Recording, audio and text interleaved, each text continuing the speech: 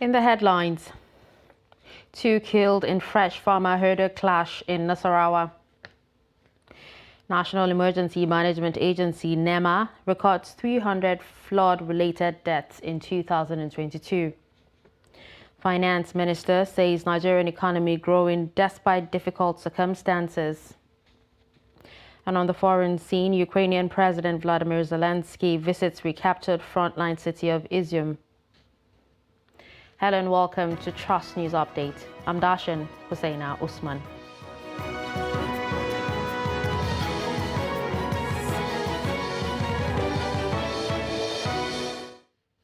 And now the news in detail. No fewer than 2 persons have been reportedly killed by gunmen believed to be herdsmen at Ansar village of Kiana local government area of Nasarawa State.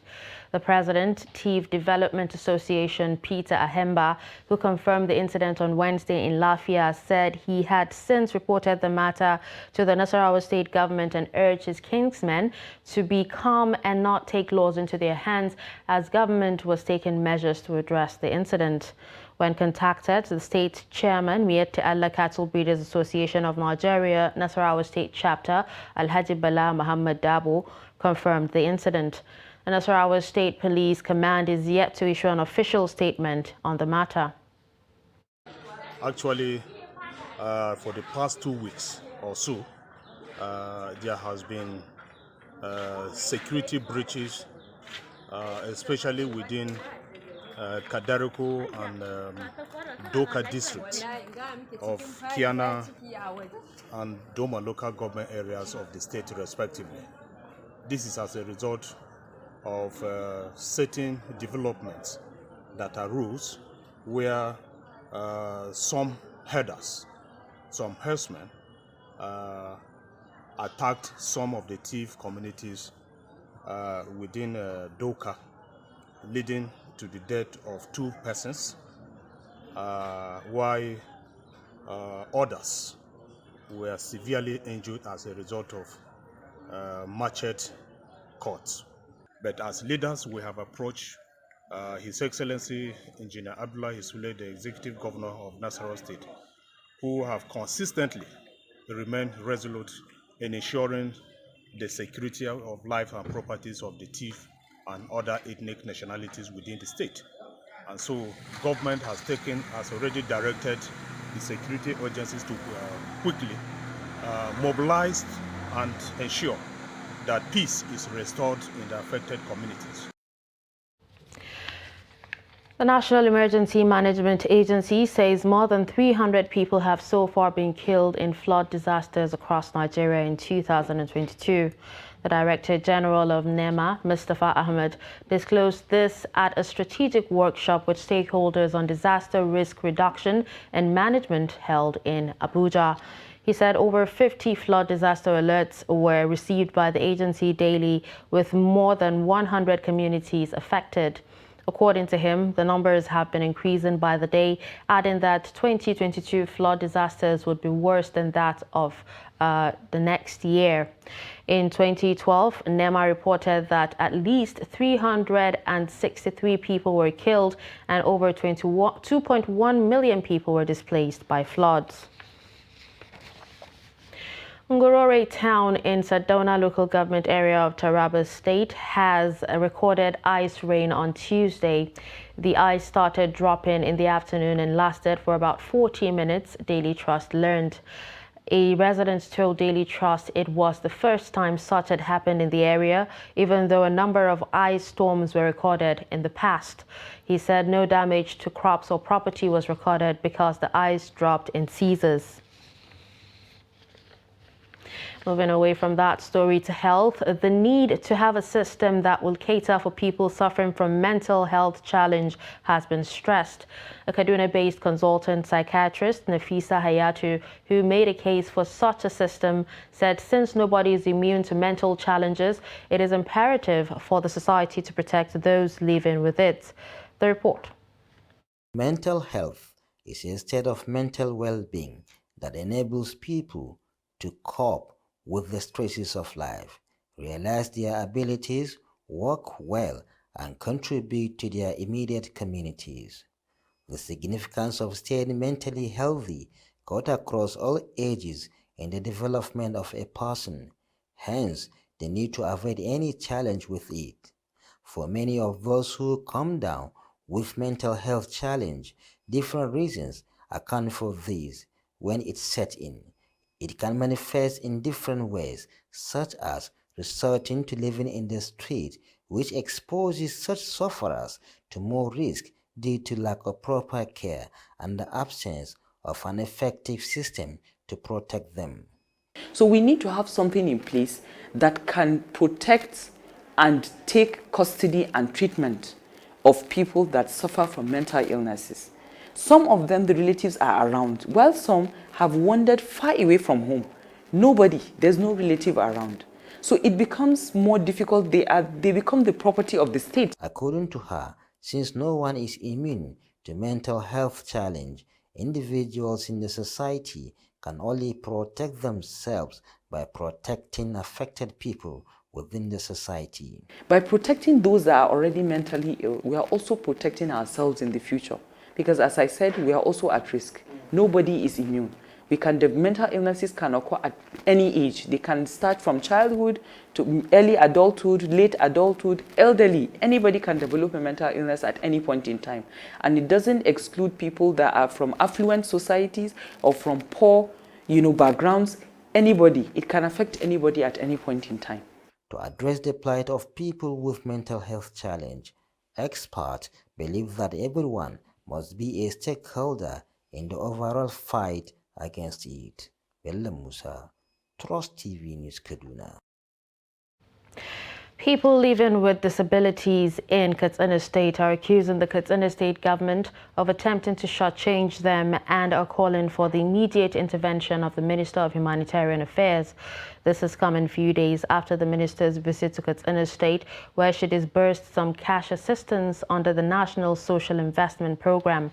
In Katsina, Abdullahi Yamadi reports that the scheme targeted 7,000 persons who will each benefit 20,000 naira. The report. Since a departure from Katsina, people with disabilities are struggling to get what they perceive as theirs, despite there being a list of beneficiaries approved by Minister of Humanitarian Affairs. They are claiming that the minister stated categorically during the event that out of the 7,000 beneficiaries, 1,400, which is the 20% of the total number, should be people living with disabilities. However, it is surprising that only 29 people living with disabilities have collected 20,000 naira each, and they are asking what will be the fate of the remaining 1,380. We are not happy with this development. It is absolutely important for the office of the Honorable Minister to hear this. All our members in Katsina disowned the disbursement. And as he promised, everybody will be collecting his money before leaving the hall on that day. After she departure, the official tell us that we should go and come back tomorrow. And on Friday, we met with them, and they said yet they are not with our list. We should hold a bit. Unless on Wednesday, when they give calls to our chairman, and he went there, they only give us 30 persons. And out of the 30 persons, only 29 of them settle. Several attempts were made to get the response of the special advisor, Okada Muhammad Nasser, without success. However, sources close to his office have described the claims put forward by people with special needs as untrue. As the special advisor to Governor Masari, I'm not aware of what is happening. When I heard them complaining, I intervened by advising our members to self-pedal. The sources point out that the office of the special advisor has no connection with the payment, neither did it have anything to do with the generation of the list of targeted beneficiaries, as is being claimed. Abdullahi Ismayamadi, Trust Television News, Katsina. As several aspirants that contested the last primary elections for different offices under the platform of the ruling All Progressives Congress took the party to court challenging the outcome of the elections, the party in the North Central has resolved to ensure that issues emanating from primaries are resolved internally. North Central Zonal Vice Chairman of the party, Ma'azuri Joe, stated this shortly after a closed-door meeting of the party stakeholders in Lafia, Nasarawa State. The APC Vice Chairman said the party is interfacing with aggrieved party members to find solutions to their grievances to enable the party participate in the 2023 general elections free of crisis among members. Nasarawa State APC Chairman John Mumman, on his part, said the APC family would ensure that members are not in any form of acrimony before the general elections next year. We are going to do something about it. In fact, we are all party faithful. We are all APC men. So we want to resolve our issues internally. Our chairman, national chairman, has assured Nigerians and our party faithful that all our differences, inshallah, will be resolved before the election. You can see, you have heard from them. They have voiced out. They have told us what we are doing and where we need to improve upon. The aim is to fix our house properly in order, preparatory to 2023 general elections. To unite our party, to ensure that we become more stronger than we are. The management of the National Assembly is preparing personnel on the rudiments of handling legislative functions on the floor of the House of Representatives ahead of the emergence of the 10th Assembly in 2023. The three-day capacity building holding in Abuja targets assistant directors amongst other key personnel responsible for legislative business, floor management and motions preparations for enhanced service delivery. Trustee Shafiu Suleiman reports. Yahya Danzaria is the clerk of the National Assembly, and he provides insight on the three-day capacity building, which he says is routine exercise to prepare the relevant personnel on the task. This is a routine training. It's usually done every time you are approaching another assembly. The 9th assembly will wind up by June next year.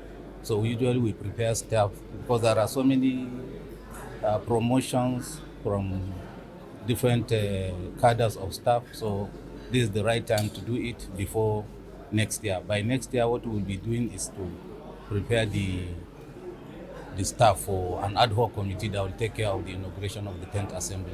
So we want to make sure that they are fully ready to receive new members and new senators. Participants are expected to be taken through intense technical sessions as the training lasts. They speak on their expectations. It has to do with fundamentals of legislative drafting. You have a process of how bills are passed and all of that, how motions are presented in the National Assembly. So we expect that our staff, with the participants, we gain a lot from it. Knowledge is in level, and if you are not informed, you'll be deformed. So with quality information, we're able to take quality decision, which will lead to quality action and a quality outcome. Okay. So my expectation in this program is for me to be empowered for effective and efficient legislative process, legislative services, to be able to deliver and have an efficient service delivery to the National Assembly. Handling of legislative functions, which covers motion preparation, oversight functions and executive sessions, amongst others, requires specialization by personnel saddled with such responsibility. The management of the National Assembly says bringing them up to date with the best practices is critical for effective service delivery. Shafiu Suleiman, Trust TV News, Abuja. You're watching Trust News Update, coming up after the break. Okada riders appeal to federal government to reconsider ban. Do stay with us.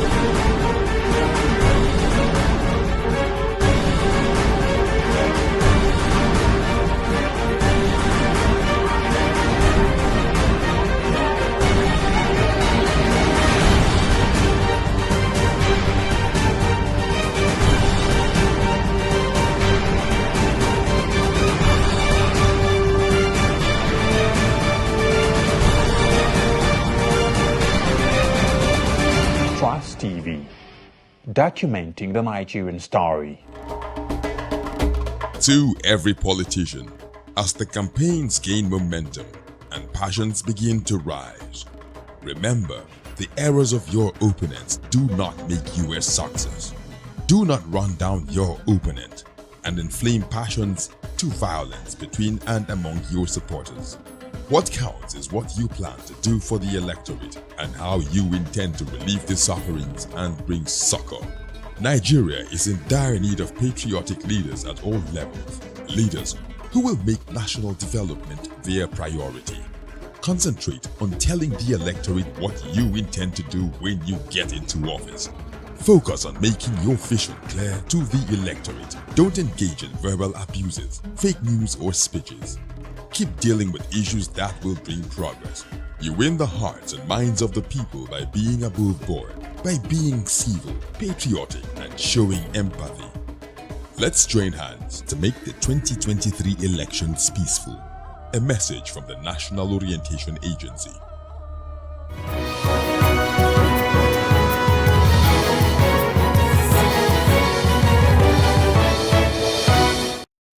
Welcome back and thanks for staying with us. You're still watching Trust News Updates.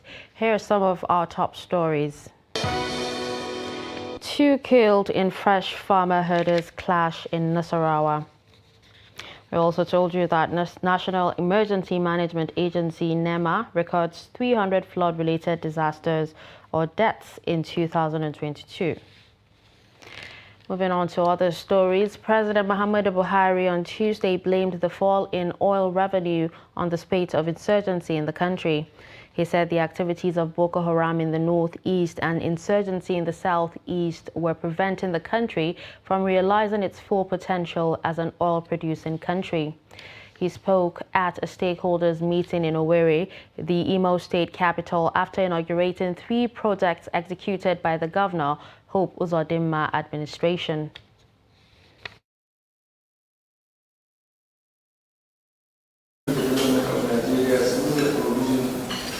Vital infrastructure across the length and the breadth of the country. This can be seen in our commitment to certain critical projects such as deep seaport, new airport terminals and buildings, various railway projects, a network of gas and power infrastructure, roads and bridges, including the second Niger telecommunications, infrastructure, machine protection. Minister of Finance, Budget and National Planning Zainab Ahmed has said that despite the very difficult circumstances caused by COVID-19 pandemic, the Nigerian economy has continued to sustain its growth. The minister stated this when she appeared before the Senate Committee on Finance to speak at a 5-day interactive session on the 2023-2025 medium-term expenditure framework and the fiscal strategy paper. Ahmed said that there was a gradual improvement across sectors sectors of the economy in the country.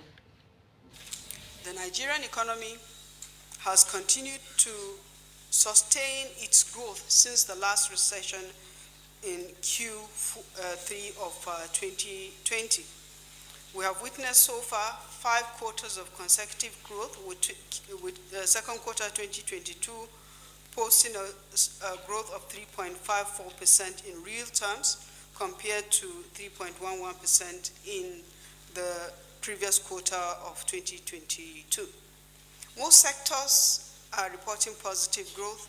The broad-based growth reflects the effective implementation of the economic sustainability measures that have been carried through by this government with the support of the National Assembly.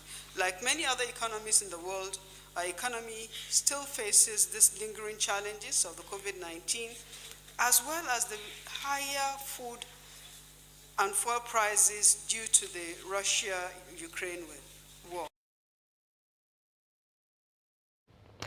The federal government said it is considering placing a ban on the use of motorcycles, popularly known as Okada. The Attorney General of the Federation and Minister of Justice, Abubakar Malami, who made this known while briefing newsmen, said investigation revealed that commercial motorcycles are used for mining activities across the country, and the ban could cut off sources of fund for terrorists and bandits.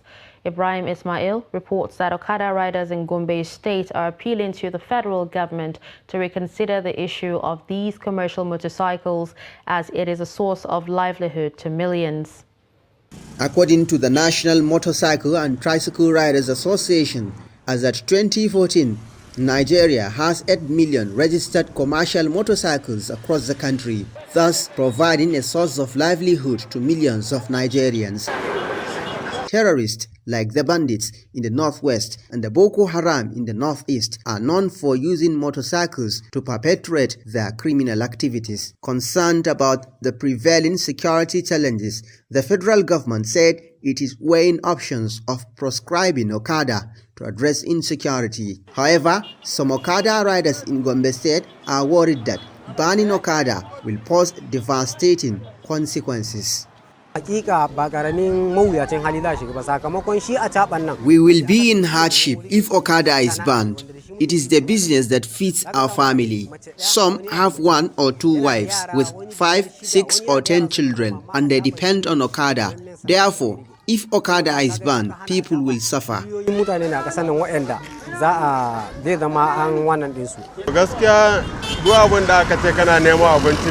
You won't be happy if they stop you from doing your job.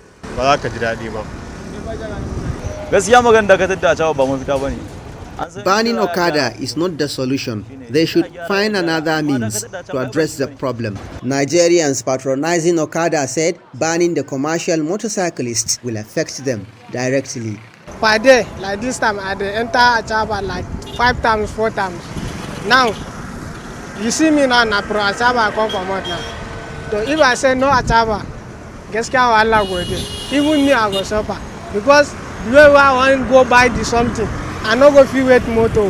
Then na machine I go fit carry and go. I go fit go buy something, can't do the work. Criminologist from Gombe State University, Dr. Adamu Ahmad said banning Okada will compound the security challenges bedeviling the country. He urged the federal government to come up with a proactive and sustainable solution. There are areas or states that ban the use of motorbike.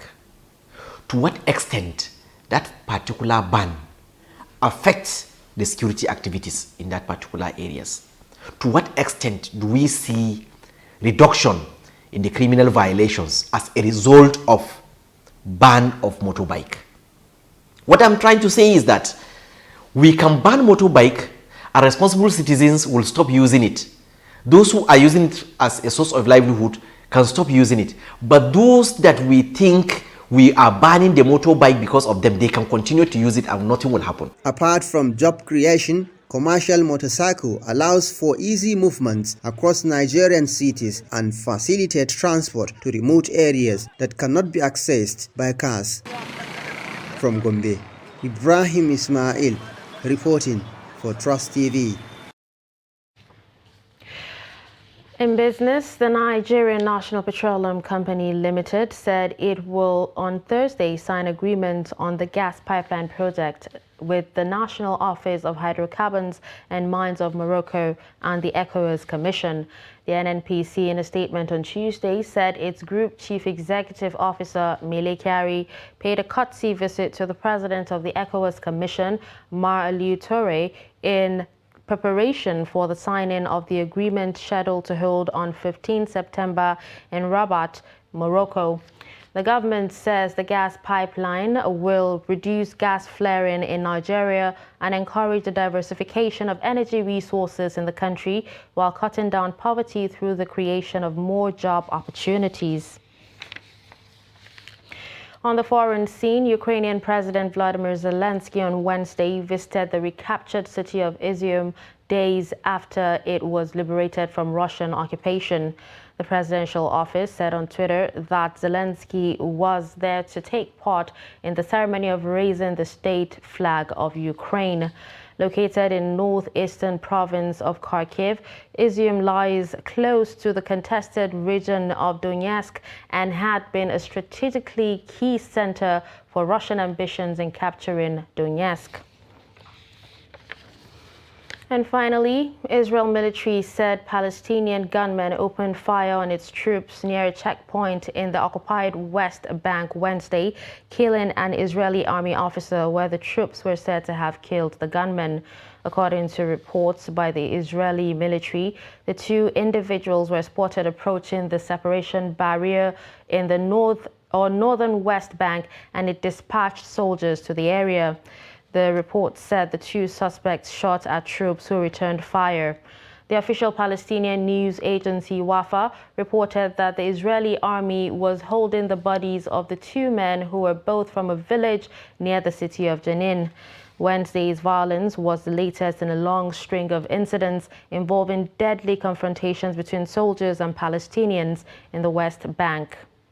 And with this, we've come to the end of Trust News Update. Don't forget to follow us across all our social media platforms. I'm Dashin Husseina Usman. Thank you for watching.